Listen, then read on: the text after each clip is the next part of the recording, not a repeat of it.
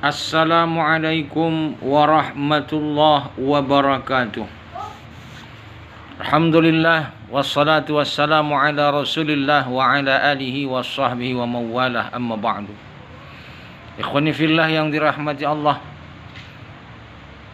pada edisi kali ini mari kita coba untuk mengkaji sifat-sifat manusia dalam menjalankan dakwah dan menantang dakwah. Bahasa dakwah hari ini sering disalahgunakan oleh seseorang.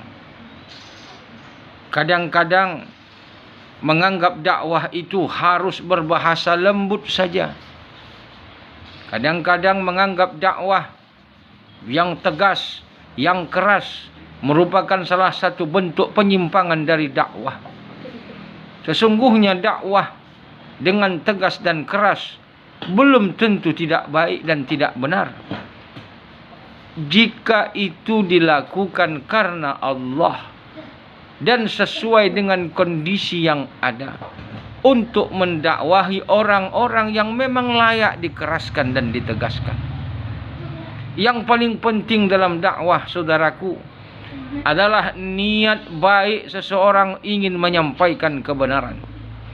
Orang tersinggung dengan dakwah kita bukan merupakan hal yang terbuluk ketika ketersinggungan ia membuat ia menuju kepada lebih baik daripada sebelumnya.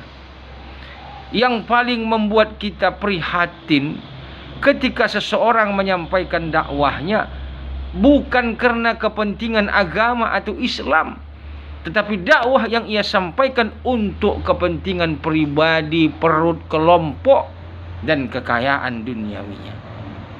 Awas!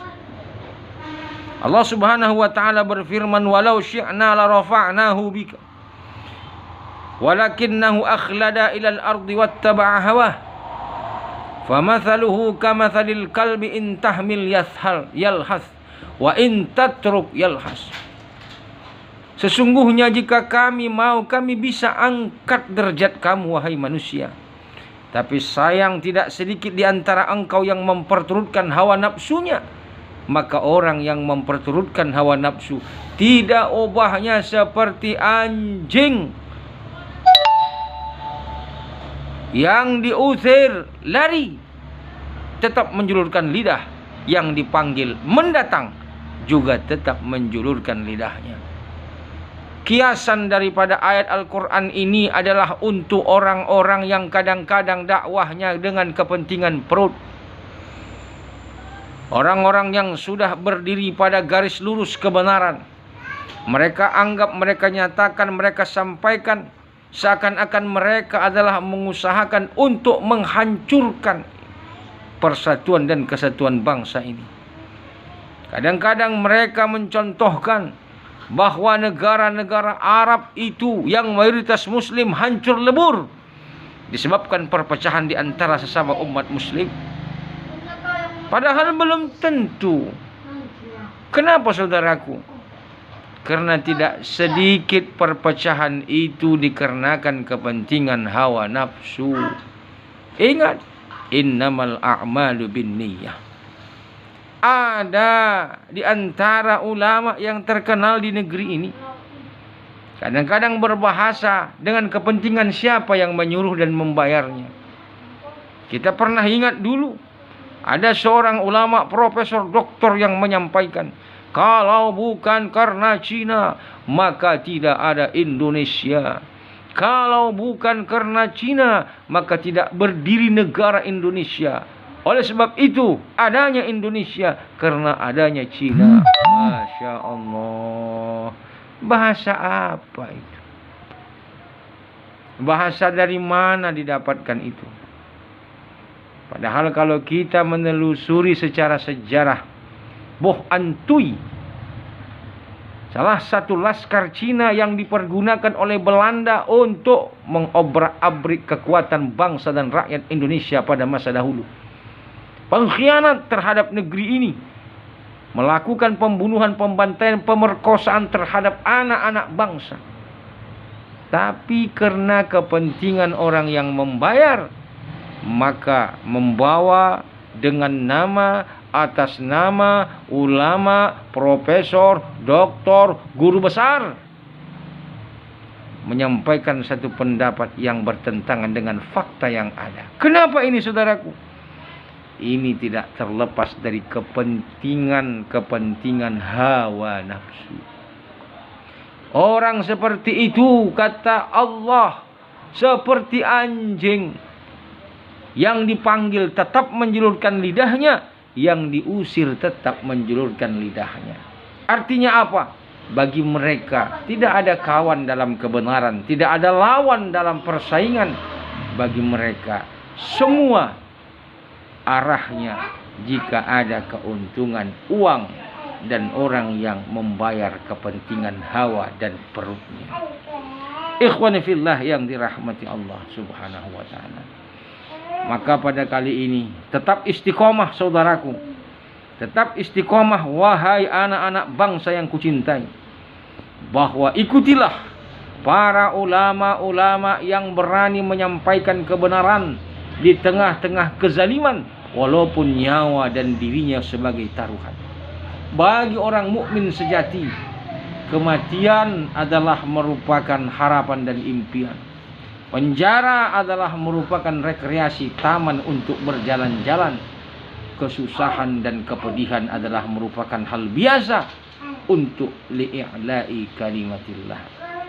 Jangan engkau lalai, jangan engkau alfa, jangan engkau lupa.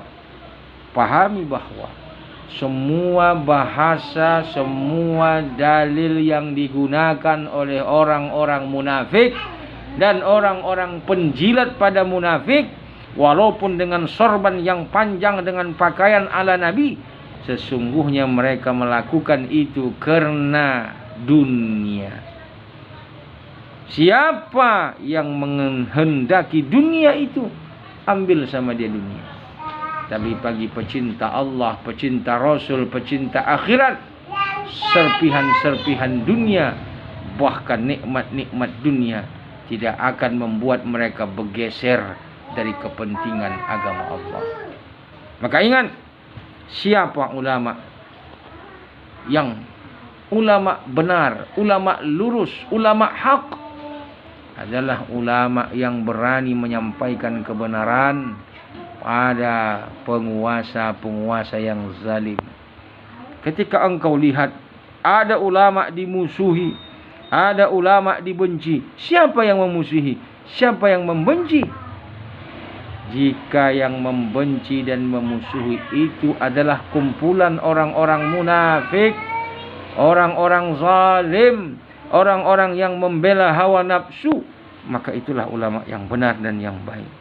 Tapi kalau ada ulama-ulama yang harmonis di tengah-tengah orang-orang munafik, orang-orang zalim, orang-orang yang memperturutkan hawa nafsu, pahamilah oleh saudaraku, sesungguhnya ulama itu adalah ulama su, walaupun penampilan mereka mirip seperti penampilan orang-orang yang alim. Terima kasih ikhwani fillah. Harus kita akui bahwa negeri hari ini dalam kondisi carut marut, ekonomi yang serba sulit, kekuasaan yang kadang-kadang tidak berpihak kepada rakyat, kepentingan yang didahulukan kepentingan orang-orang pengusaha kaya raya daripada kepentingan rakyat. Maka bersabarlah, carilah siapa yang engkau panuti dari orang-orang yang berpikir baik, berbuat baik, berniat baik. Hindari orang-orang munafik dan para ustadz-ustadz dan ulama-ulama yang dekat dengan kemunafikan, walaupun ilmunya sampai di atas langit atau sampai sedalam samudera. Karena la ilma liman la adabalah, tidak ada ilmu bagi yang tidak beradab. Maka adab seorang ulama adalah yang berani berkata benar, walaupun resikonya adalah kematian. Assalamualaikum warahmatullahi wabarakatuh.